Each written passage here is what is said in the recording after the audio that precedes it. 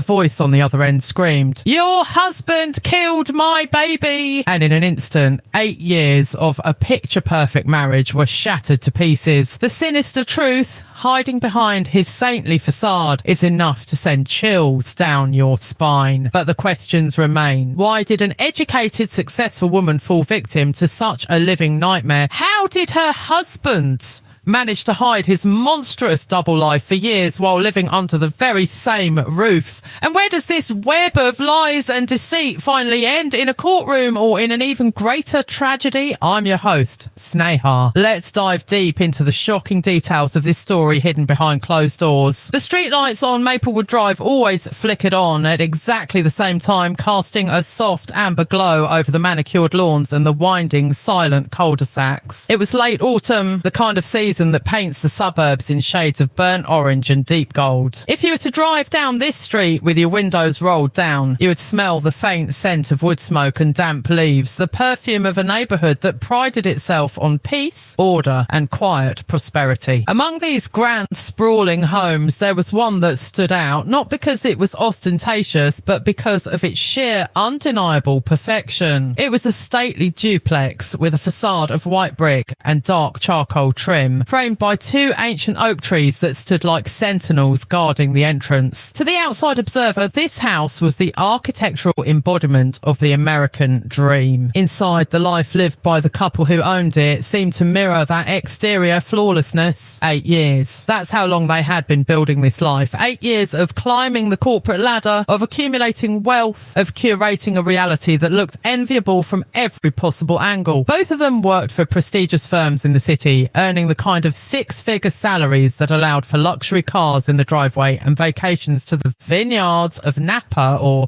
the coast of Maine. They were the couple everyone whispered about with admiration at neighbourhood block parties. They just have it all together, don't they? The neighbours would say, swirling their wine in crystal glasses. And indeed, it seemed they did. If you were a fly on the wall in their expansive living room with its high vaulted ceilings and plush cream-coloured carpets, you would see a scene that belonged in a magazine. There was a rhythm to their life, a steady, hypnotic metronome of success. The husband, let's call him David, was a man who commanded respect without ever raising his voice. He was tall, well-groomed, always dressed in crisp button-downs or tailored suits that fit his broad shoulders perfectly. In the community, David was nothing short of a local saint. He was the man who organised the charity food drives in November. He was the one who stood in the front row at the community church every Sunday, his head bowed in devout prayer, a Bible resting gently in his hands. He didn't drink, he didn't smoke, he spoke with a calm, measured cadence that made people lean in to listen.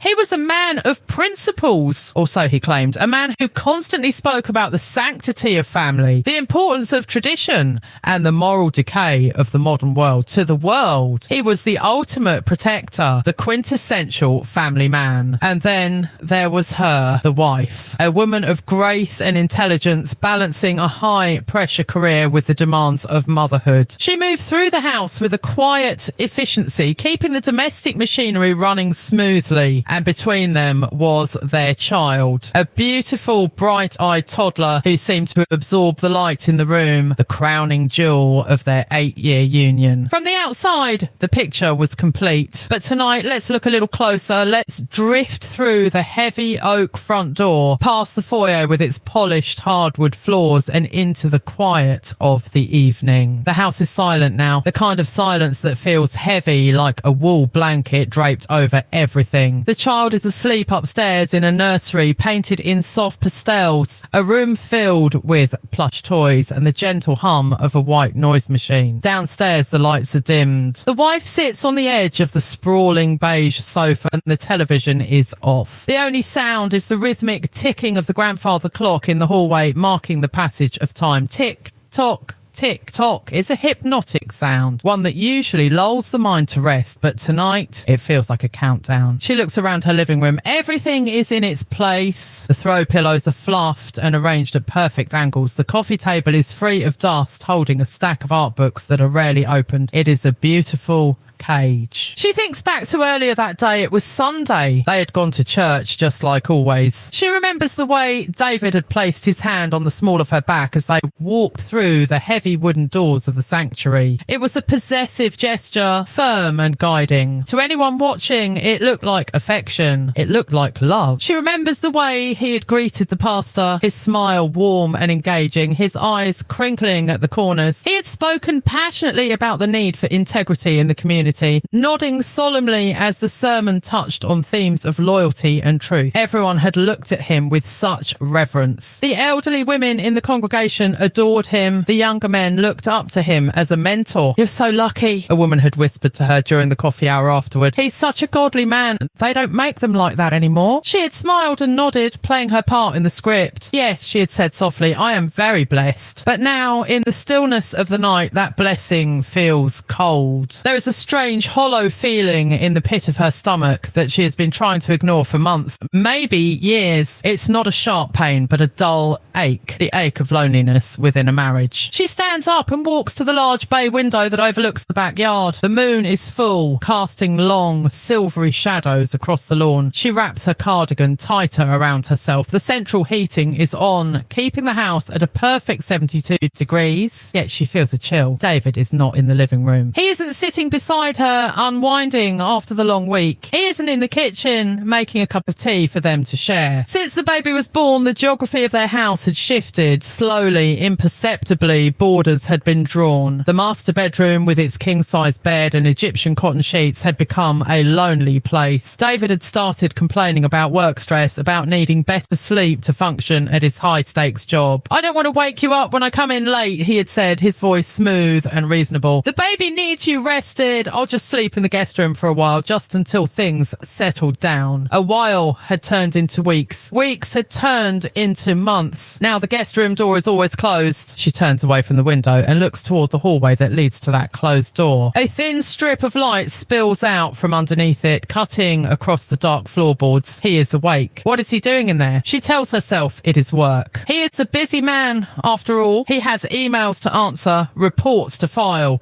global conference calls to attend. That's what he tells her. That's what she tells herself to be able to sleep at night. But sometimes when the house is this quiet, her mind wanders to places she doesn't want to go. She thinks about the way he guards his phone. It's never left on the table anymore. It's always in his pocket or face down or locked away. She thinks about the way he flinches if she walks into the room too suddenly, how he quickly minimises windows on his laptop screen, his face flushing with a flash of annoyance that he quickly masks with a tired smile. "Just confidential client data, honey," he would say. "Boring stuff. You go to bed." She walks softly down the hallway, her bare feet making no sound on the wood. She pauses outside the guest room door. She doesn't knock. She just listens. For a moment there is silence. Then she hears it. A low murmur. His voice. It's different from the voice he uses in the boardroom or at church. It's softer, lower. There's a texture to it, a playfulness, a warmth that she hasn't felt directed at her in a very long time. He isn't talking to a client. You don't laugh like that with a client. She holds her breath, her heart beginning to beat a little faster against her ribs. The sound of his laughter drifts through the wood, muffled but distinct. It's a happy sound, and that is what hurts the most. He is happy in there behind a locked door while she stands alone in the hallway of their perfect empty home. She raises her hand, hovering it over the doorknob. She could open it. She could barge in and demand to know who he is talking to at 1 a.m. She could shatter the peace of this suburban night, but she doesn't. Fear paralyzes her. Not fear of him, at least not yet, but fear of breaking the illusion. If she opens that door, she might find something she can't unsee. If she asks the question, she might get an answer that destroys the life they've built. The duplex, the status, the respect of the community, the father her child adores. It all hangs in a delicate balance. So she lowers her hand. She convinces herself that she is imagining things. Maybe he is just watching a video. Maybe he is talking to an old college friend. She is tired. Postpartum hormones, perhaps. That's what he would say if she brought it up. "You're just overthinking, honey. You're stressed." She turns away from the door, the strip of light still glowing on the floor behind her like a warning line she dares not cross. She walks back to the master bedroom, the room that was supposed to be theirs. She climbs into the large empty bed, pulling the duvet up to her chin. in. The sheets are cool and crisp. She closes her eyes, trying to summon sleep. She focuses on the sounds of the night outside. The wind rustling the dry leaves of the oak trees, the distant hum of a car passing on the main road, the settling groans of the house. But as she drifts into that space between waking and sleeping, a nagging thought pulls at her consciousness. It's a feeling of being watched, or perhaps a feeling of being deceived. The perfection of her life feels thin tonight, like paper stretched over a hollow frame. She doesn't know it yet, but the cracks are already there. The foundation is already rotting. Down the hall, the murmuring stops. The light under the guest room door clicks off. Footsteps! As she stiffens, feigning sleep, the door to her bedroom creaks open slowly. She can feel his presence in the doorway. He is watching her. Is he checking to see if she's asleep? Is he coming to join her? He stands there for a long time, too long. The silence stretches, tense and suffocating. She keeps her breathing even, her eyes squeezed shut, her body rigid under the covers. She waits for him to move, to say something, to come to bed, but he doesn't. After what feels like an eternity, the door quietly clicks shut again. His footsteps retreat down the hall, back to the other room, back to his separate life. The wife lets out a breath she didn't realise she was holding. A single tear traces a hot path down her cheek onto the pillowcase. Outside, the wind picks up, rattling the window pane ever so slightly. The golden leaves of the maple trees are being stripped away one by one, leaving the branches bare and exposed to the coming winter. The illusion is still intact for now, but the seasons are changing, and in the darkness of this perfect suburban home, a storm is gathering, one that no amount of prayer or prestige can hold back. This is where our story begins, not with a scream, but with a silence. The silence of a woman alone in a marriage. The silence of a man with too many secrets. Sleep now if you can, for the morning will bring light, but it will not bring truth. Not yet. The truth is waiting, lurking just beneath the surface, waiting for the phone to ring. The nights began to blur together, stretching out like a long, dark ribbon of time that seemed to loop endlessly. In the beginning, the separation had been framed as a temporary necessity, a few weeks to crunch numbers for the fiscal quarter, a short stint to recover from a lingering bout of insomnia. But habits, once formed in the quiet dark of a suburban home, have a way of hardening into concrete reality. The guest room was no longer just a spare room for visiting relatives. It had become his territory. It was situated at the far end of the hallway, past the linen closet and the nursery. During the day, the door stood slightly ajar, revealing nothing but a neatly made bed and a generic landscape painting on the wall. It looked innocent. It looked like a room in a model home. But as soon as the sun dipped below the horizon and the automated porch lights flickered on, the atmosphere of that corridor changed. Every night after their dinner, which was often eaten in a polite, somewhat strained silence, and after the baby was tucked into the crib, David would retreat. He would kiss his wife on the forehead, a gesture that felt less like affection and more like a stamped seal of dismissal. "I've got a conference call with the partners in Tokyo," he would say, or "I need to review the merger documents." He would walk down the hall, enter the room, and then came the sound that eventually began to haunt her dreams, the sharp metallic click of the lock turning. Why would a man lock himself inside a room in his own house? She tried not to dwell on it. She told herself that he needed absolute focus. He was a high achiever, a perfectionist. Perhaps he paced while he worked. Perhaps he dictated notes aloud and didn't want to wake the baby. And she built these rationalizations brick by brick, constructing a wall to keep her own intuition at bay. But the house had its own way of telling the truth. One Tuesday night, a storm had rolled in from the coast. Rain lashed against the siding of the duplex and the wind howled through the chimney. The wife couldn't sleep. The emptiness of the master bed felt particularly vast that night. She tossed and turned, the digital clock on the nightstand mocking her with its red glowing numbers. 2:14 a.m. Thirsty and restless, she finally threw off the covers. She decided to go downstairs for a glass of water, perhaps some warm milk to settle her nerves. She opened the bedroom door and stepped into the hallway. The house was submerged in shadow, save for the faint, ghostly illumination of the streetlights filtering through the blinds. As she passed the nursery, she paused to listen to the rhythmic breathing of her child, a grounding sound in the chaos of her mind. Then she looked towards the end of the hall. The guest room door was closed, as always, but the strip of space between the door and the floor was dark. No light. He must be asleep, she thought. She made her way way down the carpeted stairs, her hand trailing along the smooth banister. The living room was a cavern of shapes and shadows. She navigated by memory, moving toward the kitchen. As she rounded the corner, she stopped dead in her tracks. A pale blue light was glowing in the kitchen. It wasn't the overhead light nor the under cabinet lighting. It was the concentrated spectral glow of a smartphone screen. David was sitting at the kitchen island and he was still fully dressed in his shirt and trousers. Though his tie was loosened and hanging around his neck, he wasn't working on a laptop. He wasn't reviewing stacks of paper. He was holding his phone with both hands, his thumbs moving rapidly across the screen. From where she stood in the shadows of the dining room, she could see his profile, and what she saw made her blood run cold. He was smiling. It wasn't the polite, closed-mouth smile he wore for church photos. It wasn't the tired, reassuring smile he gave her when he made excuses about work. This was a smile she hadn't seen in years. It was animated, eager, almost boyish. His eyes were wide and alert, reflecting the blue light of the screen. He looked alive. He typed something, waited a split second, and then threw his head back slightly, his shoulders shaking with silent laughter. He brought the phone closer to his face, recording a voice message. She couldn't hear the words.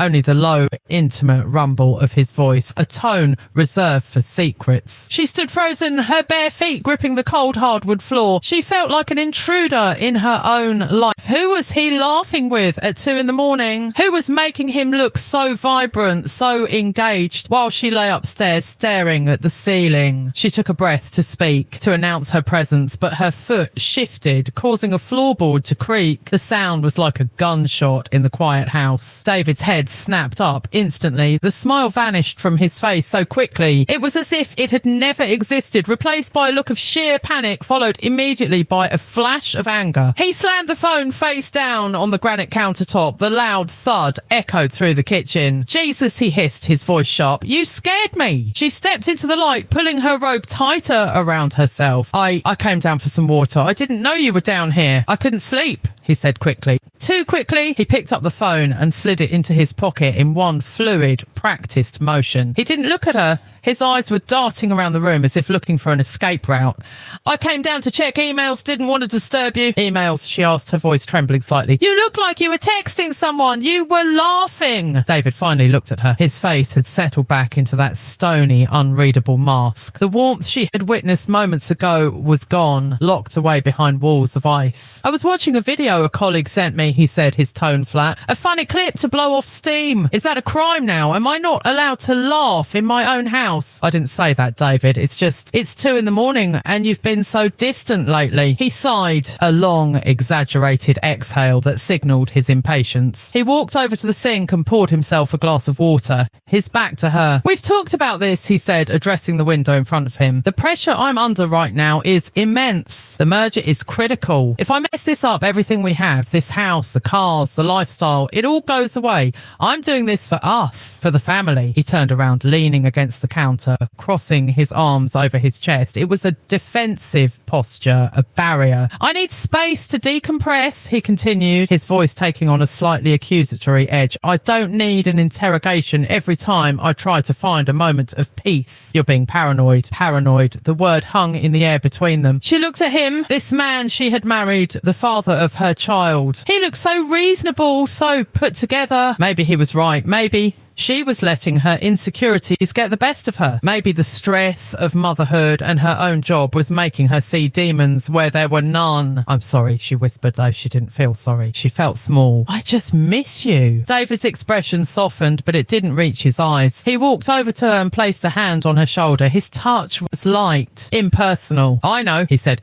Once this deal closes, things will go back to normal, I promise. Now go back to bed. You need your rest. He guided her gently but firmly toward the stairs. He didn't come up with her. I'll be up in a bit, he said. Just going to finish up here. She walked up the stairs alone, feeling the weight of his gaze on her back. When she reached the landing, She paused and looked down. He wasn't watching her. He had already pulled the phone back out of his pocket, the blue light illuminating his face once more. She went back to the master bedroom, but sleep was impossible now. The seed of doubt had germinated. It wasn't just the late nights anymore. It was the way he guarded that device. The phone had become an extension of his body, a black box that contained a version of him she wasn't allowed to know. Over the next few weeks, she began to notice other things, small, insignificant details that, when stitched together, formed a tapestry of deceit. She noticed that he had changed the passcode on his phone one evening. While he was in the shower, the phone buzzed on the dresser. Instinctively, she reached for it, not to snoop, but just to move it away from the edge. The screen lit up, asking for a 6-digit code. It used to be his birthday. She tried it. Incorrect passcode. She tried their anniversary. Incorrect passcode. She put the phone down, her heart hammering. Why change it? Then there were the charges. She handled the household finances, but they had separate accounts for personal spending. However, one day, a statement for a credit card she rarely checked came in the mail. It was addressed to him, but she opened it by mistake, thinking it was a utility bill. There were charges for restaurants she had never been to, Italian places downtown, coffee shops near the university district, and a florist. The florist charge stood out. It was dated 3 days ago. She thought back to 3 days ago. Had he brought her flowers? No. Had it been his mother's birthday? No. When she asked him about it later that evening, trying to sound casual, he didn't miss a beat. Oh, that, he said, glancing at the statement while tying his shoes. That was for my secretary. It was her birthday and the team pitched in. I just put it on my card and they Venmo'd me back. I can show you the transfers if you want. He offered the proof so readily, so confidently, that she felt guilty for asking. No,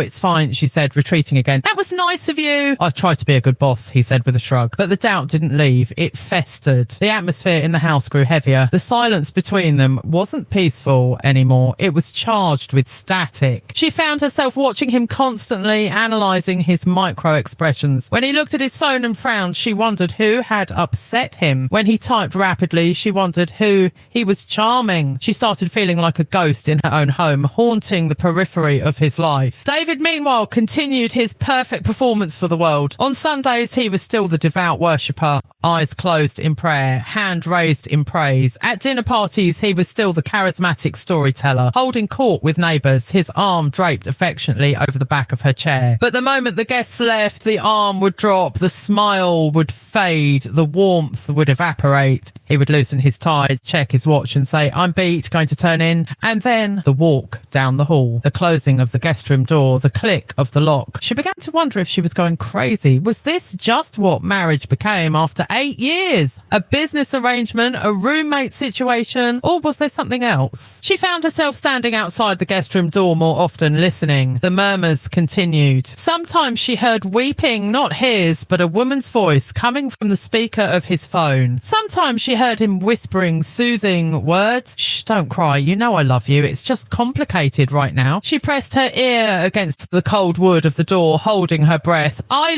love you. He hadn't said those words to her in months, not without a prompt, not without an audience. She pulled away from the door, trembling. Maybe she had misheard. Maybe he was talking to his sister or a cousin in distress. But deep down in the place where intuition lives, she knew. The man in that room was not the man she married. The man she married was a mirage. And the real David was a stranger who lived in the shadows of their hallway, whispering promises to someone else in the dead of night. She didn't know who the woman was. She didn't know how deep the betrayal went. But as she lay in the dark that night, listening to the wind rattle the window panes, she knew one thing for certain. The safety of her world was an illusion. The walls of her perfect home were not there to protect her. They were there to hide the truth. And the truth was about to come knocking. It was a Friday afternoon when the phone rang. Not his phone, her phone. The house was quiet, bathed in the lazy golden light of the late afternoon sun. The baby was napping. She was folding laundry in the living room. The smell of lavender detergent in the air. Her phone buzzed on the coffee table. An unknown number. She picked it up, staring at the screen. Usually she let these go to voicemail. Telemarketers, scammers. But something, call it fate, call it the universe trying to wake her up, made her slide her thumb across the screen. "Hello,"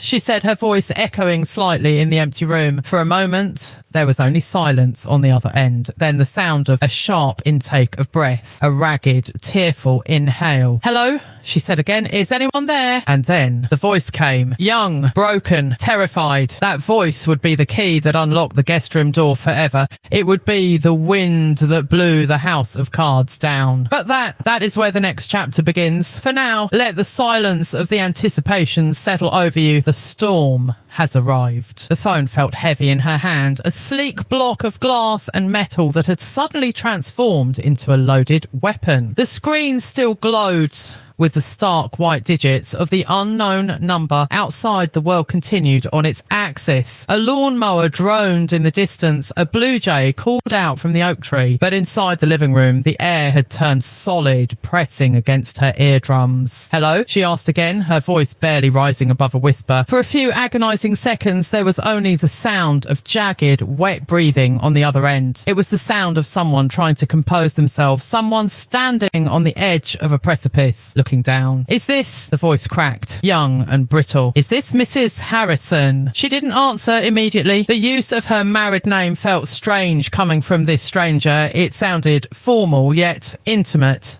Yes, she said slowly, her grip tightening on the device. "Who is this? I don't know how to say this." The girl on the other end let out a sob that sounded like it was being physically wrenched from her chest.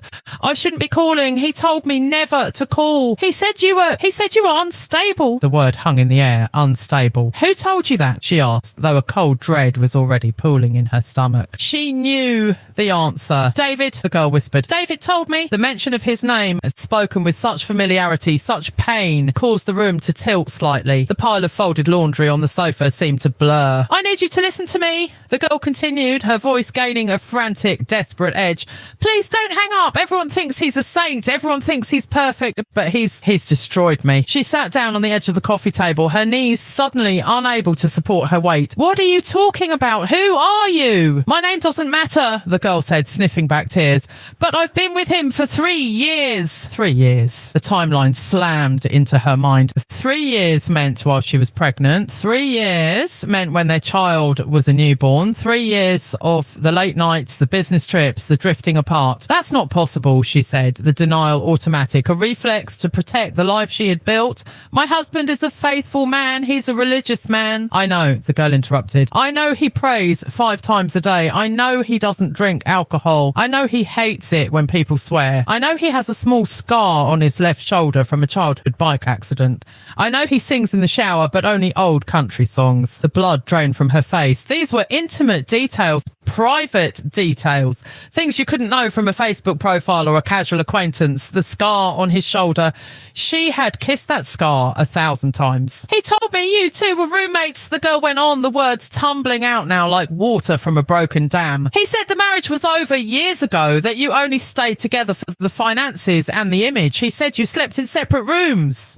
She started to protest, but the words died in her throat. "They did sleep in separate rooms. He promised me." The girl was weeping openly now. "He looked me in the eye and swore on his mother's grave that he was filing for divorce. He said he was just waiting for the right time so you wouldn't take half his money. I believed him. God help me. I loved him." She closed her eyes, pressing her free hand against her forehead. A headache was blooming behind her eyes, sharp and pulsing. She wanted to hang up. She wanted to throw the phone across the room and pretend this conversation had never happened, but she couldn't. She was paralyzed by the horror of it.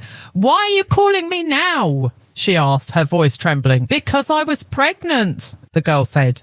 The silence that followed was absolute. The clock on the wall seemed to stop ticking. The hum of the refrigerator ceased. The world narrowed down to that single word. Pregnant. He changed," the girl whispered, her voice filled with terror. "When I told him I thought he would be happy, I thought this was our start, but he turned into someone else. He screamed at me, he called me filth, he said I was trying to trap him." She listened, tears now streaming silently down her own cheeks, mirroring the grief of the stranger on the line. She could imagine it. She could see David's face, the way his jaw clenched when he was angry, the cold, dead look in his eyes that she had glimpsed only recently. "He forced me," the girl sobbed. "He didn't physically drag me, but he He broke me down. He threatened to ruin my career, my reputation. He said he knew people. He made me get an abortion. I didn't want to. I wanted my baby, but I was scared. I was so scared of him. A wave of nausea washed over her. She looked at the baby monitor sitting on the side table. The screen showed her own child sleeping peacefully in the nursery upstairs. Her husband, the man who tucked their child in with prayers and soft words, had bullied a young woman into killing his own unborn child. After the procedure, the girl's voice was barely audible now, hollow and defeated. He blocked me everywhere, phone, email, social media. He just vanished. Like I never existed. Like the last 3 years were a hallucination. I'm so sorry, she whispered. It was an absurd thing to say. She was the wife. She should be furious. She should be screaming at this mistress, but she didn't feel anger toward the girl. She felt a strange, twisted kinship. They were both victims of the same man's meticulously crafted lie. I don't want his money, the girl said. I don't want him back. I needed you to know I couldn't let him keep playing the good guy. He's not a good guy. He's a monster. Do you have proof? She asked. The lawyer in her brain was waking up, pushing through the shock. If this was true, if she was going to confront him, she needed more than a voice on the phone. I have everything, the girl said. Screenshots, flight itineraries from when we went to Cabo, when he told you he was at a conference in Seattle. I have photos of us. I have the receipts from the clinic. Seattle! She remembered that trip 2 years ago. He had come back tan, claiming the hotel pool was the only leisure he had time for. He had brought her a souvenir keychain, a cheap piece of plastic for the wife, a romantic getaway for the mistress. Send them to me, she said, her voice stealing. Send me everything you have. I will, the girl sniffled. Please be careful. He's not who you think he is. When he realises his mask is slipping, he gets scary. I know, she said, remembering the way he had looked at her in the kitchen that night. I know. The line clicked dead. She lowered the phone slowly, staring at the black screen. Her reflection stared back at her, pale, wide-eyed, a stranger in her own living room. For a long time, she just sat there. The sun continued its descent, casting long, melancholic shadows across the floor. The golden hour had turned into the grey hour. The beautiful, perfect house felt contaminated. Every object, the vase he had bought her, the rug they had chosen together, the photos on the mantle felt like a prop in a twisted stage play. Her phone buzzed again, a text message, then another and another, a flood of notification. She opened them, photos loaded on the screen. There was David, smiling that boyish smile, his arm around a petite brunette with terrified eyes. They were on a boat. They were at a dinner table. They were in a bed. Then came the texts, screenshots of conversations. David, I can't stand her. She's suffocating me. You're the only one who understands me. David, just be patient, baby. The divorce papers are almost ready. David, get rid of it. If you don't, I will destroy you. Do you hear me? I will bury you. She read them all. Every vile word, every lie. She felt like she was reading the script of a horror movie, except the villain was sleeping down the hall from her. She heard a sound that made her heart stop. The rumble of the garage door opening. The gears ground together. A mechanical groan that vibrated through the floorboards. He was home. Panic, sharp and visceral, seized her. She couldn't face him. Not now. If he saw her face, he would know. She wasn't an actress like him. She couldn't hide the devastation, the disgust. She quickly locked her phone and shoved it into the pocket of her cardigan. She stood up, her legs wobbling. She needed to be busy. She needed an alibi for her mood. She grabbed the laundry basket, her knuckles white as she gripped the plastic handles. She forced herself to breathe. In, out, in, out. The door from the garage opened. Honey, I'm home. His voice was cheerful, breezy, the voice of a man who had nothing to hide, the voice of a loving husband returning to his sanctuary. She turned her back to the door, pretending to arrange the throw pillows on the sofa, buying herself a second to compose her face. Hey, she called out, hoping her voice sounded steady. You early? David walked into the living room, loosening his tie. He looked handsome, fresh, not a trace of guilt on his features. He walked over to her and kissed the back of her head. Wrapped up the meeting early, he said. Thought I'd surprise you. Maybe we can order takeout tonight, Ty? She felt the spot where his lips had touched her hair burn like a brand. She wanted to recoil, to scream, to scratch his face, but the girl's warning echoed in her mind. When he realises his mask is slipping, he gets scary. She turned around and forced a smile. It felt tight, like plastic stretched too thin. Ty sounds great, she said. David looked at her, his eyes narrowing slightly. He was observant. He sensed a shift in the air pressure. You okay? He asked, tilting his head. You look a little pale.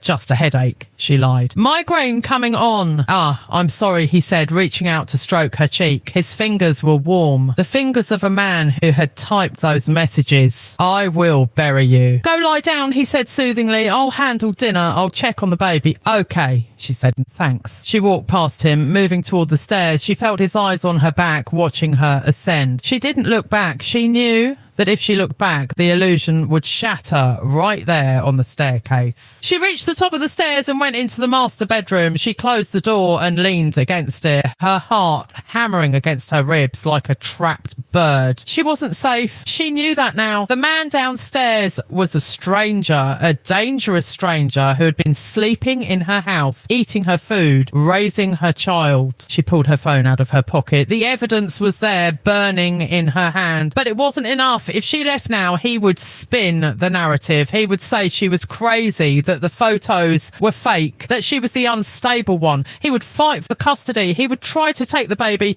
She needed more. She needed to know everything. She needed to find out if there were others. She looked at the reflection in the vanity mirror. The fear was slowly being replaced by something else, something colder, something harder. Resolve. She wouldn't be the victim. She wouldn't be the weeping woman on the phone. She would be the one who brought the house down. Downstairs, she heard David whistling a tune. It was a hymn. Amazing Grace. The hypocrisy of it made her stomach turn, but it also fueled her anger. Tonight, she wouldn't sleep. Tonight, while he slept the sleep of the self-righteous, she would open Pandora's box. She would find the cracks in his digital fortress. She walked over to the window and looked out at the darkening street, and the street lights flickered on, just as they always did. The neighbourhood looked peaceful, but she knew better now. Monsters didn't live under the bed. They lived in the guest room. They wore suits. They went to church, and she was going to expose him. The game had changed. The perfect wife was gone. The investigator had taken her place. She took a deep breath, listening to the whistling fade as he went into the kitchen. Let the hunt begin. The house was the mausoleum of silence. It was 3 a.m. The witching hour, the time when the world is stripped of its defences and the truth, usually hidden by the noise of the day, comes floating to the surface like oil on water. She sat in the corner of the living room, the heavy velvet curtains drawn tight against the night. The only light came from the glowing screen of the iPad resting on her knees. It was the family tablet, the one they used to order groceries or play educational games with their toddler. It was an innocent device, but technology, like people, has layers, and if you peel back the layers, you find the ghosts in the machine. David was upstairs, asleep. She had listened at the bedroom door for 10 minutes, waiting until his breathing settled into the deep, rhythmic rasp of REM sleep. It was a sound that used to comfort her, a signal that her protector was resting. Now it sounded like the growl of a dormant predator. She had the girl's evidence, the photos and texts sent earlier that evening, but the lawyer's voice in her head, the rational part of her that was fighting to survive, whispered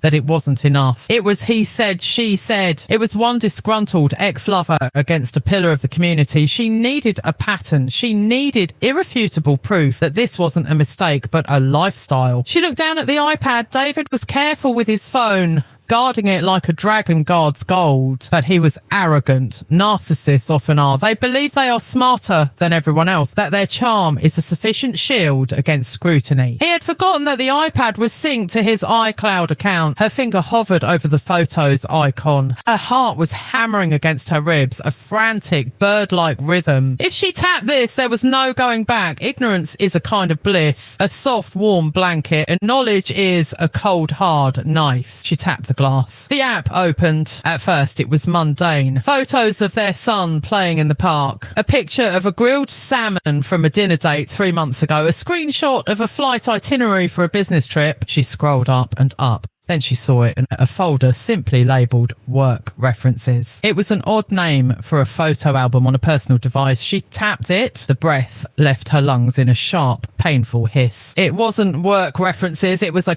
catalogue, a trophy case. There were hundreds of screenshots, not just of the girl who had called today, but of others, many others. She began to swipe, her hand trembling so violently that the iPad shook in her lap. There was a blonde woman smiling shyly at the camera in a restaurant booth, a restaurant David had told her he was going to with clients. There was a redhead, a selfie taken in a mirror, clearly sent to him. There were conversations captured in screenshots, seemingly saved for his own amusement, like souvenirs of his conquests. She stopped on one image. It was a screenshot of a text thread. The date was from 2 years ago, right around the time she was in the hospital recovering from an emergency C-section. David, she's finally asleep. God, it's exhausting playing the nurse. I wish I was there with you. Unknown number. Poor baby, sneak away tonight. David, I'm trying. I told her I have to pick up prescriptions. See you in 20. She put a hand over her mouth to stifle a cry. She remembered that night. She remembered lying in the hospital bed in pain, stitches pulling at her skin, feeling grateful that David was running errands for her. She had thanked him when he returned.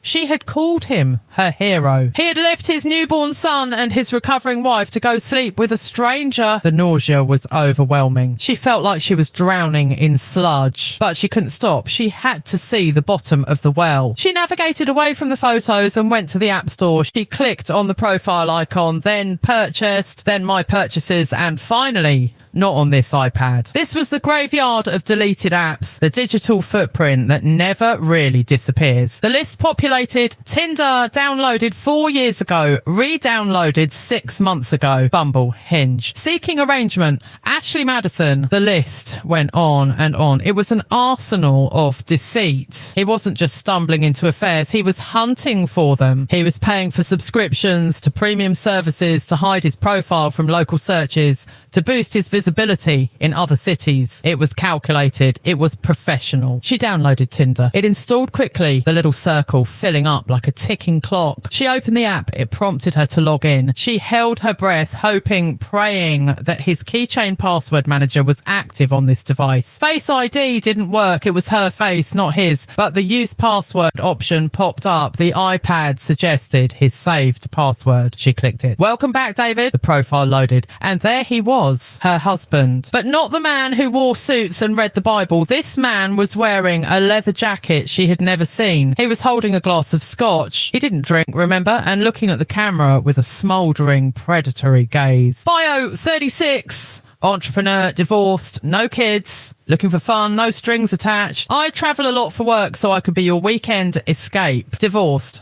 No kids. He had erased them. In the digital world, she and their son did not exist. They were baggage he had checked at the gate. She went to the messages tab. It was a flood. She clicked on a thread from just last week. David, you have no idea how lonely it is in this big house. Just me and my work. Girl, that sounds sad. You need some company. David, I need you. When can I see you? Lonely. She looked around the living room. Her toys were scattered on the rug. Her wedding photo was on the mantle. Her scent was on the throw pillows. He wasn't lonely. He was crowded by love he didn't want. And she spent the next hour acting as a forensic accountant of her own heartbreak. She took screenshots of everything. She emailed them to a secret Gmail account she had created 5 minutes ago. She uploaded them to a Dropbox folder. She needed redundancies. She needed to make sure that if he smashed this iPad, the truth would survive. Then she checked the bank apps. They had a joint account for bills, but he had a separate business expense account that she rarely looked at because he claimed it was complicated tax stuff. She found the login. It was the same password as his email. He was lazy in his arrogance. The statement loaded. The Ritz-Carlton, Tiffany Company. She had never received jewellery from Tiffany's. Victoria's Secret, Planned Parenthood. The last one stopped her cold. The date aligned perfectly with the crying girl's story. A payment of $500. And then a recurring payment, Venmo, $200 every week to a name she didn't recognise. Samantha? Who was Samantha? Was she another mistress? Or was she something else? Hush money. Child support for another secret family. The possibilities were endless, and each one was more terrifying than the last. She felt a strange sensation, a hardening of her heart. The tears had stopped. The sadness was evaporating, replaced by a cold, clinical rage. She was no longer the weeping wife. She was the prosecutor building a case. She heard a noise. A floorboard creaked upstairs. She froze. Her finger hovered over the screen, and the silence of the house suddenly felt hostile. Had he woken up? Was he standing at the top of the stairs watching her? She strained her ears. Thump, thump. Footsteps, slow. Heavy. He was up. She quickly double-clicked the home button, swiping the apps away. Photos, Tinder, bank, gone. She opened the Kindle app, bringing up a book she'd been reading weeks ago. She dimmed the brightness. The footsteps moved across the landing. Then the sound of a toilet flushing. He was just using the bathroom. She let out a breath that shook her entire body. The footsteps returned to the bedroom. The bed springs creaked as he climbed back in. Silence returned. She was safe for now. But she couldn't stay down here. If he woke up again and found her missing, he might come looking. She had to play the part. She had to be the sleeping wife. She stood up, her legs stiff. She clutched the iPad to her chest. She needed to put it back exactly where she found it. On the side table, charging cable angled just so. She placed it down. It looked innocent again, just a piece of glass. But now she knew it was a window into hell. She walked to the stairs. Every step felt like climbing a mountain. She was exhausted, a bone-deep weariness that had nothing to do with sleep. But her mind was racing at 100 miles an hour. She reached the bedroom door. She pushed it open slowly. The room smelled of him, his cologne, the musk of his sleep. It used to be a smell she loved. Now it smelled like deception. She crept to her side of the bed and slid under the covers. David shifted. He made a low, grunting sound and rolled over, his arm flopping across her waist. She flinched. His heavy arm felt like a chain. His hand resting on her stomach was the hand that had touched those other women. The hand that had paid for an abortion. The hand that had typed, "I will bury you." She lay there, staring into the darkness, trapped beneath the weight of his lie. She knew everything now. Pandora's box was wide open and the demons were swarming the room. But amidst the chaos in her mind, one thought crystallized, sharp and clear. He thought she was weak. He thought she was the naive religious girl he had married 8 years ago. He thought he could gaslight her, threaten her, and discard her when he was done. He was wrong. She looked at his sleeping profile, the faint outline of his nose and chin in the moonlight. "You have no idea who I am," she thought. "You woke up the wrong woman." Tomorrow she wouldn't just be investigating. Tomorrow the mask would slip, and when it did, she would be ready. The night was at its darkest point, but for the first time in a long time, she could see clearly. She closed her eyes, not to sleep, but to rehearse. "Get ready, David," she whispered in the silence of her mind. "The storm is coming inside." The morning sun hit the kitchen table with a brightness that felt offensive. It was a Tuesday, typically a day of routine, of packed lunches and quick coffees. Sunlight streamed through the bay window, illuminating the dust motes dancing in the air, catching the gleam of the stainless steel appliances. The smell of roasted coffee beans and burnt toast hung in the air, the quintessential scent of a suburban morning. But to her, the air tasted like ash. She sat at the small round table, her hands wrapped around a ceramic mug. The coffee inside had gone cold an hour ago. She hadn't taken a sip. She was staring at the centre of the table where she had placed a single sheet of paper. It was a printout she had managed to snag from the wireless printer in the study before he woke up. It was the bank statement showing the payment to the clinic. David was standing by the counter, his back to her. He was humming. It was a soft, tuneless melody, something cheerful and light. He was dressed in his navy blue suit, the one he wore for important client meetings. His hair was perfectly gelled, every strand in place. He looked like the picture of success. He looked like a man who had slept the sleep of the just. "Do you want eggs?" he asked, not turning around. "I think we have time for a scramble before I head out." His voice was normal. That was the most terrifying part. After everything she had seen last night, the texts, the photos, the venomous words he had typed to another woman, he was standing there offering to make scrambled eggs. It was a performance so seamless, so practiced, that it made her skin crawl. "No," she said, and her voice sounded strange to her own ears, flat, hollow, stripped of all emotion. David paused. The humming stopped. He turned around slowly, a spatula in his hand, a confused smile plastering his face. "Not hungry?" he asked. "You barely ate dinner last night. You need to keep your strength up." He took a step toward her, the concern on his face looking almost genuine. If she didn't know better, she would have believed him. She would have believed he was the caring husband, worried about his wife's health. "David," she she said. She didn't shout. She didn't scream. She simply said his name like it was a punctuation mark at the end of a sentence. She pushed the piece of paper across the table. He looked at it. Then he looked at her. He didn't flinch. He walked over to the table, his movements casual, and picked up the paper. He scanned it, his expression unchanging. "What is this?" he asked, looking up with a furrowed brow. "A bank statement. Why are you printing this out?" "Read the highlighted line," she said. He looked down again. "Planned Parenthood, $500. "Okay, is this yours? Did you need a checkup? You could have just told me, honey. We have the health savings account for a reason." She stared at him, breath hitched in her throat. The audacity was breathtaking. He was trying to pin it on her. He was trying to rewrite reality in real time. "It's dated 3 weeks ago," she said, her voice trembling slightly now. "I haven't been to a doctor in 6 months. And the Venmo payments, $200 a week to Samantha." "Who is Samantha?" "David." David sighed. It was a long, disappointed sigh, like a parent dealing with a toddler who refused to nap. He dropped the paper back onto the table. "Are we doing this again?" he asked, rubbing his temples. "I told you, Samantha is a consultant. She helps with the digital marketing for the firm. Sometimes I pay it out of pocket and expense it later. It's just easier accounting. And the clinic," she pressed. "Is that marketing too?" "That," he said, pointing a finger at the paper, "must be a mistake. Fraud, maybe. I'll call the bank." "Honestly, you get so worked up over nothing. You need to stop obsessing over every penny." He turned to walk away, dismissing her, dismissing the evidence, dismissing the entire conversation. "I spoke to her," she said. David stopped. He froze in the middle of the kitchen floor. His back was stiff. The silence that followed was sudden and absolute. The hum of the refrigerator seemed to amplify into a roar.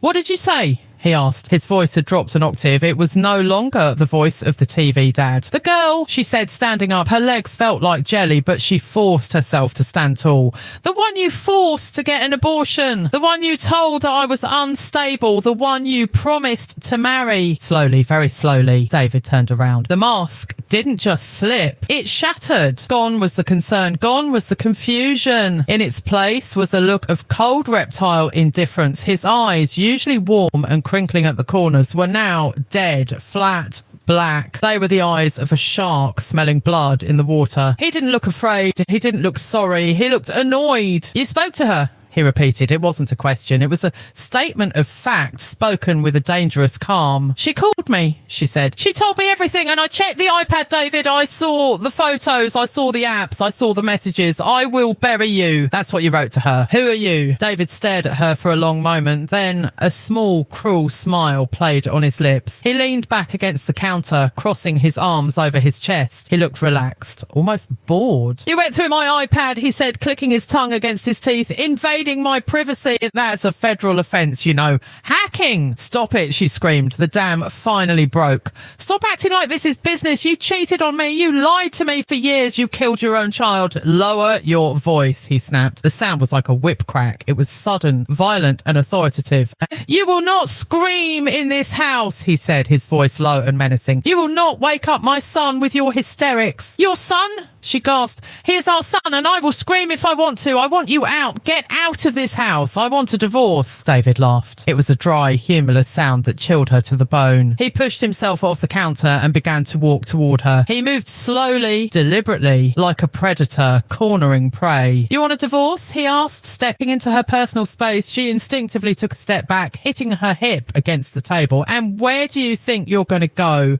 I'll stay here," she stammered. "You leave." "This is my house," he hissed, leaning down so his face was inches from hers. She could smell the coffee on his breath. "I paid for the down payment. I pay the mortgage. I pay for the food you eat, the clothes on your back, the gas in your car. You think your little salary covers this lifestyle? You are nothing without me." "I have a job," she said, tears stinging her eyes. "I am a manager." "You are a joke," he spat. "Everyone knows it. You think you're successful? You only got that promotion because I coached you. You think you're a good mother. You're barely keeping it together. That's why I have to seek comfort elsewhere. Because you are cold. You are boring. You are useless." The words hit her like physical blows. This was the gaslighting she had read about, but experiencing it was disorienting. He was twisting reality, making her the villain in his narrative of betrayal. "That's not not true, she whispered. I loved you. I gave you everything. You gave me nothing I couldn't buy, he said cruelly, and now you listen to me. You are going to stop this nonsense. You are going to delete whatever evidence you think you have. You are going to block that crazy bitch's number, and you are going to go upstairs, wash your face, and be the wife I need you to be. And if I don't, she challenged, finding a spark of courage in the ashes of her heart. David's face changed again. The boredom vanished, replaced by a flash of pure, unadulterated rage. He grabbed her upper arm. His grip was hard, bruising. His fingers dug into her flesh. Let go of me, she cried, trying to pull away. If you don't, he whispered, bringing his lips to her ear. I will take him. I will take the boy. I have the best lawyers in the city. I have the judges in my pocket. I will paint you as a mentally unstable, unfit mother. I will use your therapy sessions against you. I will use your postpartum depression against you. You will never see your son again. He squeezed her arm harder, shaking her slightly. Do you understand me? You will be alone. Homeless, childless, I will ruin you. She looked into his eyes and saw that he meant it. He wasn't bluffing. This was a man who had planned for this contingency. This was a man who viewed people as assets or liabilities. She had just become a liability. He shoved her away. She stumbled, catching herself on the back of a chair. He straightened his suit jacket, smoothed his tie and checked his watch. I have to go to work, he said, his voice suddenly returning to that eerie, calm, professional tone. We have a board meeting and we will discuss this tonight. Have dinner ready by 6 and fix your face. You look like a mess. He walked past her, grabbing his keys from the counter. He didn't look back. She heard the front door open and close. She heard the beep of the car unlocking. She heard the engine start and the tyres crunch on the gravel as he drove away. She stood alone in the kitchen. The silence rushed back in, but it was no longer the silence of peace. It was the silence of a battlefield after the first volley of cannon fire. She looked down at her arm. Red marks were already forming where his fingers had dug in. He had touched her. It wasn't a punch, it wasn't a slap, but it was violence. It was a declaration of war. She realised then that the bad marriage stage was over. The cheating husband stage was over. She was now in a fight for her survival. She looked at the bank statement still lying on the table. He hadn't even bothered to take it. He was that confident. He thought he had broken her. He thought his threats about their son would keep her in line, silent and submissive. He thought she was the same woman who had said, I do, 8 years ago. She walked over to the sink and gripped the cold porcelain edge. She looked out the window at the manicured lawn of the white picket fence, the perfect prison that he had built for her. No, she whispered. She wasn't going to have dinner ready by 6. She wasn't going to fix her face. He had made a fatal mistake. He had shown her the monster. He had threatened her child. A mother protecting her child is not a victim. She is a force of nature. She turned away from the window. The fear was still there, pulsating in her veins, but it was being overtaken by adrenaline. She had about 9 hours before he came home. 9 hours to execute a plan she hadn't even fully formed yet.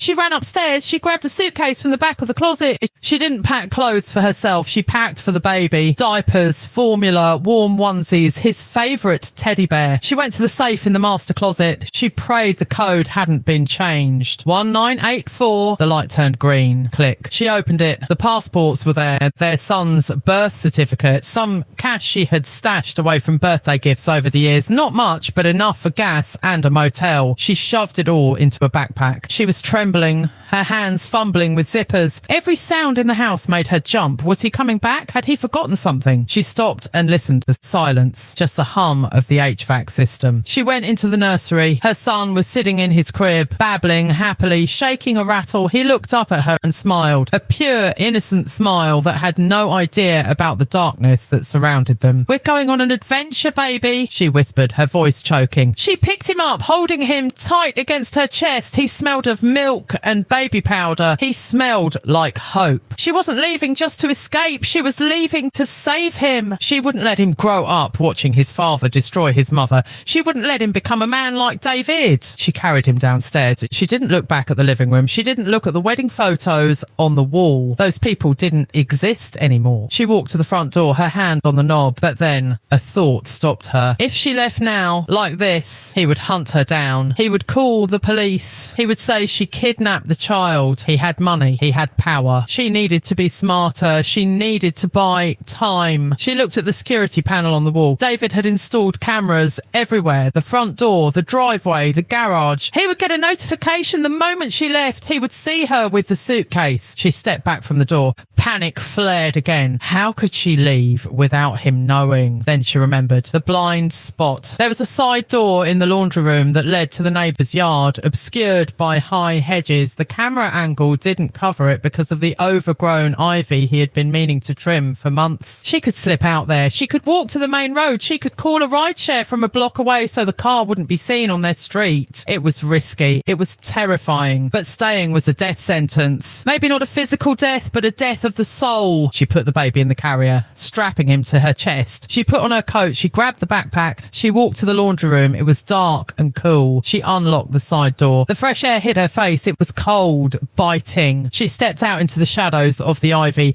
She closed the door softly behind her. As she crept through the side yard, staying low, hiding from the electronic eyes of the house she had once loved, she realised something. The mask had slipped, yes, but now she was wearing a mask of her own. The mask of a woman who had disappeared. She reached the street. She didn't run. She walked with purpose, and behind her the perfect house stood silent, guarding its secrets. But it was empty now. The prisoners had escaped. The nightmare wasn't over. The chase was just beginning. But for the first time in years, as she stepped onto the pavement of the outside world, she took a breath that felt like her own. The wind on the main road was sharper than it had been in the shelter of the cul-de-sac. It carried the grit of the highway and the scent of impending rain. She walked quickly, her head down, the baby strapped securely to her chest beneath her oversized coat. To anyone driving by, she was just a silhouette, a woman walking alone in the grey afternoon light. But inside that coat, her heart was beating a frantic rhythm against her son's back. She didn't dare call a rideshare from the neighbourhood. David knew the cars. He knew the neighbours. If a black sedan idled in front of their house, someone would text him. "Hey Dave, saw your wife leaving with a suitcase. Everything okay?" The suburban watch was efficient and he had charmed them all. So she walked. She walked past the manicured lawns, past the community park where they had taken family photos just last month, past the elementary school she had imagined her son attending. Every step was a goodbye. Every step was a severing of a tie she had thought was permanent. She reached the strip mall on the edge of the subdivision.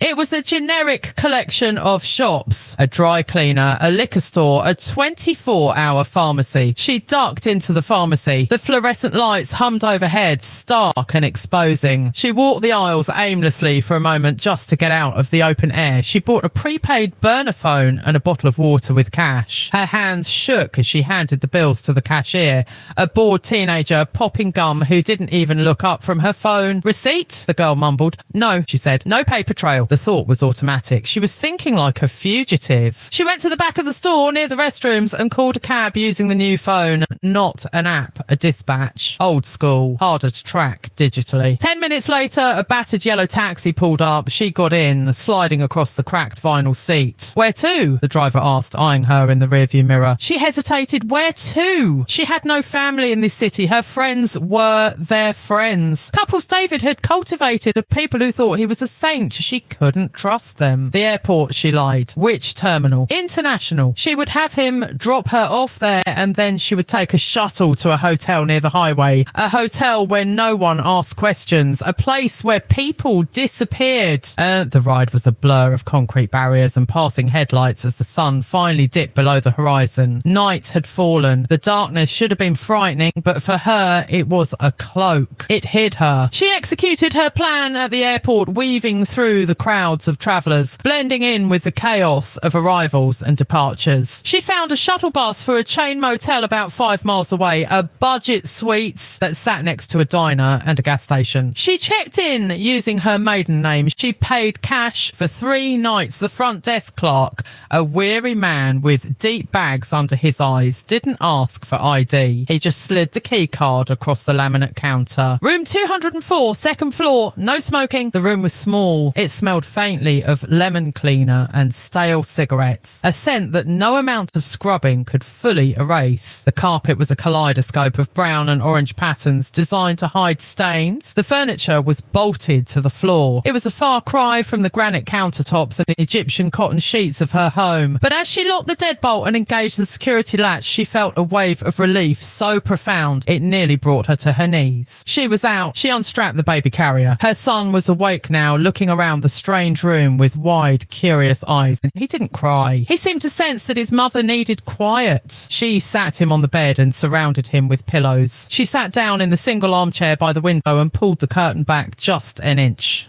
Outside, the neon sign of the motel buzzed. Vacancy, no vacancy, vacancy. Cars rushed by on the highway, ribbons of red and white light in the darkness. She looked at her watch. 6:15 p.m. David would be home now. She closed her eyes and pictured it. The garage door opening. The silence of the house greeting him instead of the smell of dinner. Honey, he would call out. He would walk into the kitchen. He would see the empty counter. He would check the living room, then the nursery. The empty crib would be the blow that landed. She reached into her bag and pulled out her old phone. She had turned it off hours ago. She knew she shouldn't turn it on. It was a beacon. It was a tracking device. But she had to know. She had to know how he was reacting. And it was a sick compulsion, like picking at a scab. She held the power button. The Apple logo appeared. The screen lit up. As soon as it connected to the network, the phone nearly vibrated out of her hand. Buzz, buzz, buzz, buzz. A cascade of notifications. 20 missed calls, 15 text messages, 3 voicemails, all from hubby. She didn't change the name. Seeing hubby flash on the screen while she sat in a motel room, fleeing for her life, felt like a cruel joke. She opened the messages. She started from the bottom chronologically. 5:45 p.m. I'm leaving the office. Hope you came to your senses. 6:10 p.m. Where are you? The house is empty. 6:12 p.m. Stop playing games. Bring my son home now. 6:20 p.m. Pick up the phone. 6:30 p.m. I checked the closet. You took the passport. Are you insane? You can't leave the country with him. That's kidnapping. Then the tone shifted. The manipulator stepped in. 6:45 p.m. Honey, please. I'm worried. I'm sorry about this morning. I was stressed. I didn't mean to grab you. I love you. Let's just talk. 6:50 p.m. Think about the baby. He needs his crib. He needs his routine.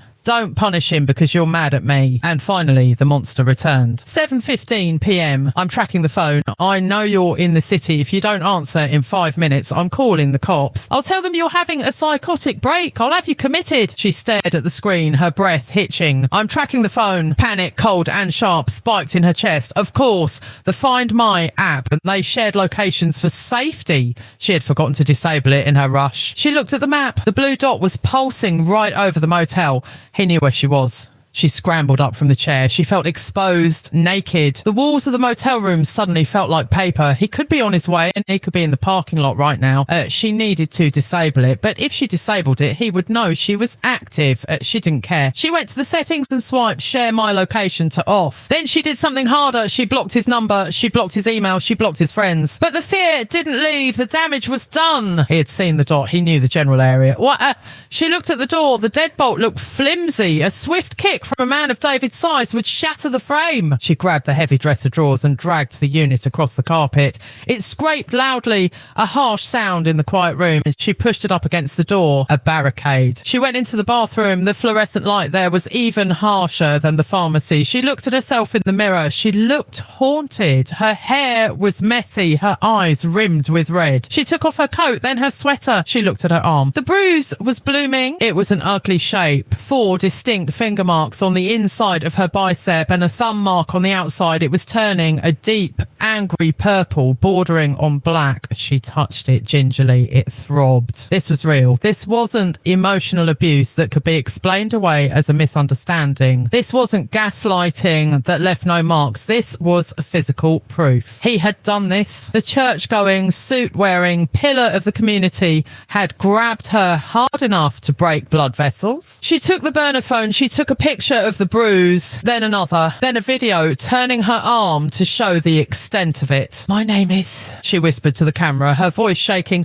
My husband, David, did this to me this morning. I'm afraid for my life. I'm afraid for my son. She saved the video. She went back into the main room. The baby had fallen asleep amidst the pillows. He looked so peaceful. He was the only thing in the world that made sense. She lay down on the bed next to him, fully clothed. She kept the burner phone in one hand and the old phone, now turned off again, under the mattress. Sleep was impossible. Every car door that slammed outside made her jump. Every voice in the hallway, a drunken laugh, a maid's cart rattling, sent a jolt of adrenaline through her veins. She lay there in the dark, eyes wide open, staring at the ceiling. She thought about the girl on the phone, the one who had abortion forced upon her. She thought about the women in the photos. David had destroyed them all, one by one. He had used them and discarded them, but he hadn't expected this. He hadn't expected the quiet wife to have a breaking point. Around 2 a.m, her old phone vibrated just once. A phantom buzz. No, she had turned it off. It must have been her imagination. But then the room phone, the landline on the bedside table, rang. Ring. It was a shrill, piercing sound that cut through the silence like a knife. She bolted upright. Who knew she was here? She hadn't told anyone. She had paid cash. It rang again. Ring. Her hand hovered over the receiver.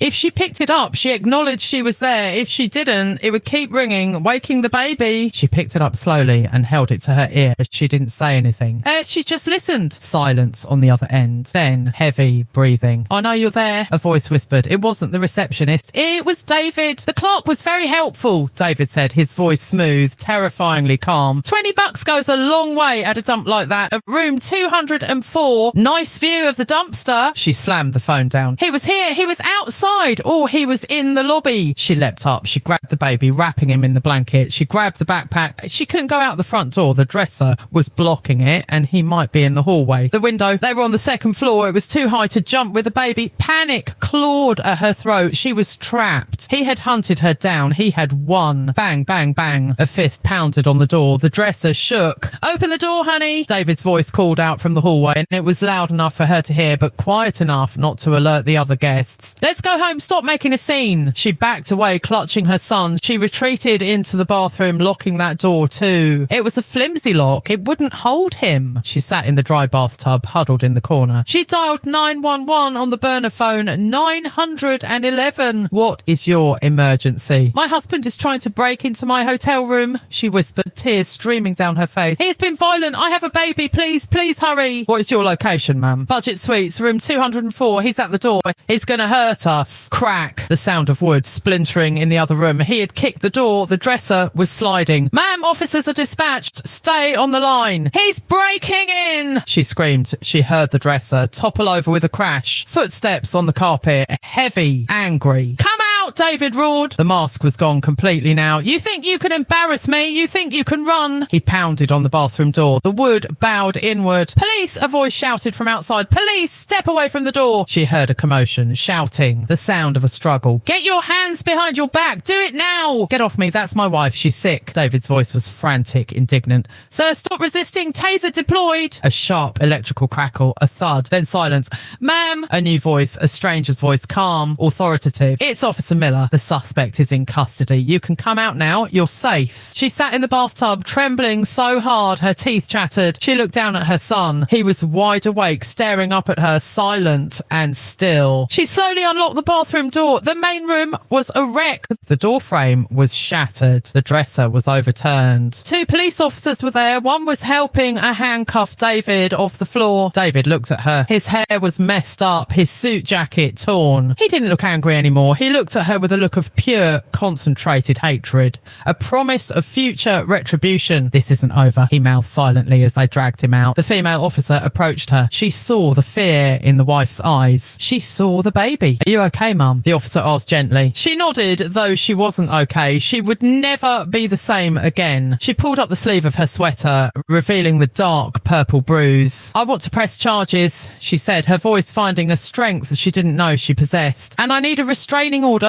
Tonight, the officer looked at the bruise, then back at the broken door. We'll take you to the station, the officer said. We'll get you help. He's not coming back tonight. As she walked out of the motel room, stepping over the splinters of the door, she stepped out of the shadow of her marriage. The night was cold, flashing with the red and blue lights of the police cruisers. It was the most chaotic scene of her life. But as the cool air hit her face, she realised something. She was no longer hiding in the dark. The lights were flashing. The truth was out. The escape was over. The war had begun. To be continued in the final chapter, Dawn of Justice. The sound of the camera shutter in the sterile examination room was the only thing cutting through the hum of the ventilation system. It was a cold, mechanical sound, but to her it sounded like the first notes of a war song. She sat on the edge of the paper-covered exam table, shivering slightly in a hospital gown. A forensic nurse, a woman with kind eyes and efficient hands, was documenting the landscape of pain on her body. Turn slightly to the left, please, the nurse said softly. She obeyed. The bruise on her arm, the one David had given her just 24 hours ago, had bloomed into a terrifying masterpiece of violet, black and sickly yellow. It was the imprint of a hand. His hand. The hand that shook the pastor's hand on Sundays. The hand that had held their son. Okay, the nurse said, lowering the camera. We have what we need. The bruising is consistent with forceful gripping and shaking.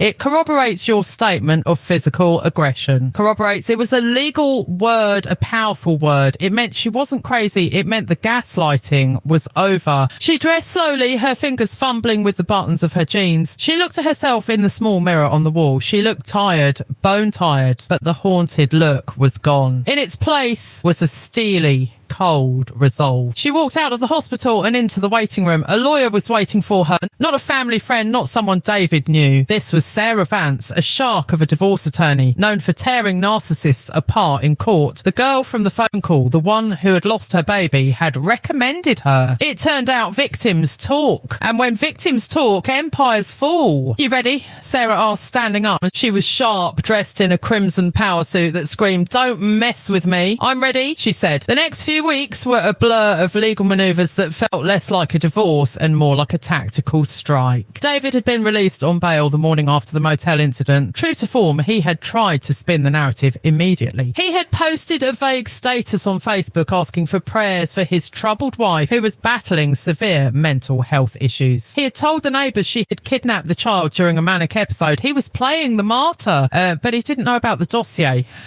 While David was busy charming the community, Sarah Vance was busy subpoenaing his life. They met into a conference room in downtown Chicago for the deposition. It was a glass-walled room overlooking the city, a place of high stakes. David sat across the long mahogany table, flanked by his expensive legal team. He looked rested. He looked confident. He gave her a sad, pitying smile when she walked in, as if to say, "Look at what you've made me do." "Mr. Harrison," Sarah began, her voice deceptively light, "you claim that your wife is unstable and that you have been a faithful, supportive husband. Is that correct?" "It is," David said, his voice smooth. "I've done everything for her. She's been struggling since the baby was born. I just want her to get help." "I see," Sarah said. She slid a thick binder across the polished table. It made a heavy thud. "Then perhaps you can explain Exhibit A." David's lawyer reached for the binder, but David, arrogant to the end, opened it himself. It was the bank statements, the Venmo payments to Samantha, the credit card receipts for the abortions, plural. David's face didn't change, but his hands stilled. "And Exhibit B," Sarah continued. She slid a stack of printed photos across the table. The screenshots from the iPad, the Tinder profile, the messages. "I will bury you. She's suffocating me." David's lawyer leaned in, whispering frantically in his ear. David waved him off, his jaw tightening. "Digital fabrication," David scoffed, though a bead of sweat had appeared at his temple. "Anyone can Photoshop text messages. This proves nothing." "We thought you might say that," Sarah said, smiling a smile that didn't reach her eyes,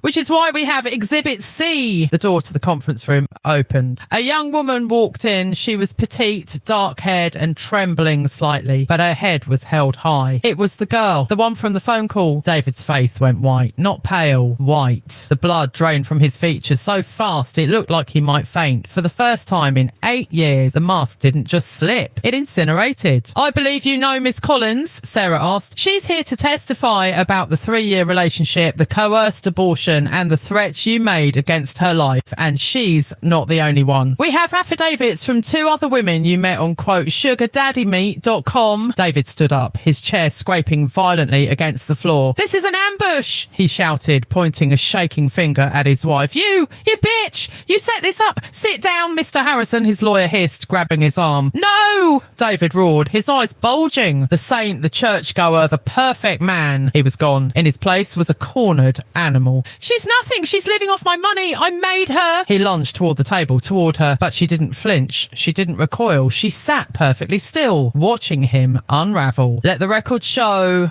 Sarah said calmly into the microphone recording the session, that the defendant has just displayed an outburst of aggression consistent with the plaintiff's claims of domestic abuse. David froze. He realised too late that he had just walked into the trap. He looked around the room. The stenographer was typing furiously. His own lawyer looked defeated, and his wife was looking at him not with fear, but with pity. He slumped back into his chair, defeated. The court date for the final hearing was 2 months later. By then, the perfect family man facade had crumbled into dust. In the suburbs, secrets spread like wildfire. The deposition had leaked, not the legal documents, but the truth. The rumours started at the hair salon, moved to the grocery store, and finally reached the church steps. The women he had charmed realised they had been duped.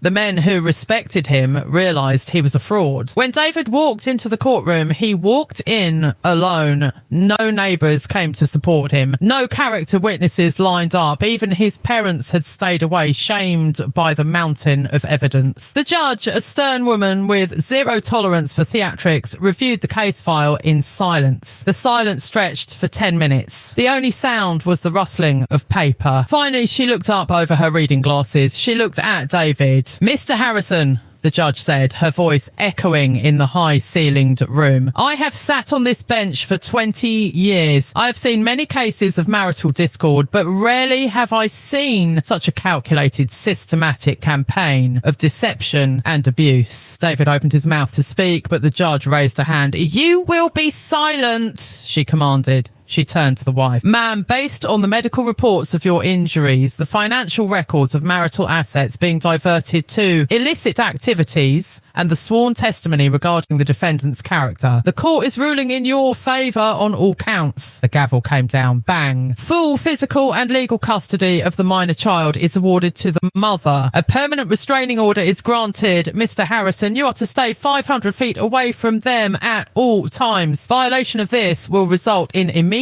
incarceration. The judge continued, dismantling David's life piece by piece. Alimony, child support, legal fees. He was being stripped of his power, his money, and his control. But the wife wasn't listening to the financial details. She was looking out the window of the courtroom. The sky was a brilliant, piercing blue. It was over. David tried to catch her eye as the bailiff led him out to process the paperwork. He looked small now. The expensive suit looked like a costume, and he opened his mouth perhaps to throw one last insult, one last threat.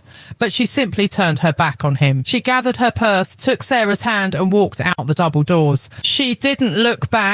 Lot's wife looked back and turned to Salt. She was moving forward. 6 months later, the apartment was small. It was a 2-bedroom walk-up in a different part of the city, far from the manicured lawns and the suffocating perfection of the suburbs. The furniture was mismatched, some from IKEA, some from thrift stores, but it was bright. Sunlight poured in through the kitchen window, illuminating the small table where a toddler sat in a high chair, smashing bananas into his face with joyous abandon. She stood at the stove making coffee, real coffee, not the expensive espresso blend David insisted on, but a simple store brand that tasted like freedom. She walked over to the table and kissed the top of her son's head. He giggled, a sound that filled the small space with pure light. There were still hard days. Trauma doesn't disappear with a gavel strike. Sometimes she would wake up in the middle of the night, heart pounding, thinking she heard the garage door opening. Sometimes she would flinch if a man raised his voice in the the grocery store, she still checked the locks on the door 3 times before bed.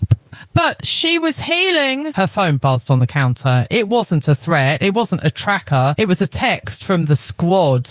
A group chat she had with the girl, now a friend, and 2 other women David had deceived. Brunch this Sunday. I found a place with great pancakes. She smiled and typed back, "We'll be there." She picked up her son, wiping the banana from his chin. "You know what?" she whispered to him. "We have nothing to do today. No appearances to keep up. No script to follow. We can just be." She walked to the window and looked down at the street. People were walking by. Messy, imperfect, real people. The American dream she had chased, the big house, the perfect husband, the status, had been a nightmare in disguise. She realised now that the dream wasn't about the architecture of the house. It was about the peace inside it. She had lost the duplex. She had lost the 6-figure lifestyle. She had lost the respect of a shallow community. But she had kept her son, and she had kept her sanity, and most importantly, she had found herself. The man who wore the mask was now living in a small studio apartment, drowning in debt, ostracised by the society he craved. The justice system had done its job, but the real justice was here, in this sunlit kitchen. She took a deep breath. The air didn't smell like ash anymore. It smelled like coffee and baby lotion and rain on the pavement. She turned on the radio. A song was playing, something upbeat and loud. She started to dance, spinning her son around in the small living room. He laughed, throwing his head back. This is where the story ends. Not with a grand explosion, but with a mother and child dancing in a small, safe room. The darkness had tried to consume them. The wolf had been in the house, but they had made it to the morning. And as the sun climbed higher into the sky, chasing away the last of the long, cold shadows, she knew one thing for sure. They were going to be just fine. This is Sneha signing off. Remember, the brightest light often comes after the darkest night. Sleep well and stay safe.